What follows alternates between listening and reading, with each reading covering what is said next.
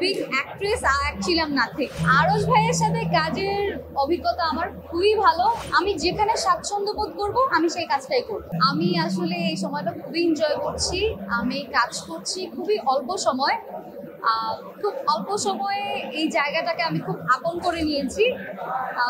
Without big actress ছিলাম nothing. কোয়ার্টিস্টরা আমাকে এত হেল্প করছে, আমার কোয়ার্টিস্টগুলো আলহামদুলিল্লাহ অনেক ভালো, তারা আমাকে প্রচুর হেল্প করছে সব সময়। লাইক আমি কিভাবে দাঁড়াবো, কিভাবে কি বলবো, কি করবো, কি খাবো, কিভাবে কি করতে হয়, মানে সবকিছু আমাকে শিখিয়ে দিচ্ছে।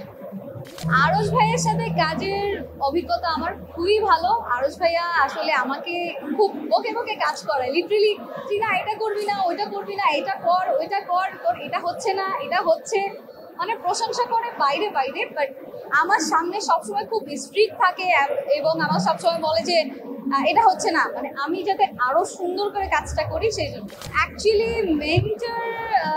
মেন্টর না, বাট আমার খুব ভালো কোয়ার্টিস্ট। এটা এক একজনের পার্সপেক্টিভ এক এক রকম। লাইক আমি যে ধরনের কাজ করতে চাই, আমাকে যদি সেই ধরনের বাদ দিয়ে অন্য কোনো ধরনের কাজ দেওয়া হয়, আমার মনে হয় না যে সেই জায়গাটা যতই বড় হোক বা ছোট হোক আমি কাজটা করব।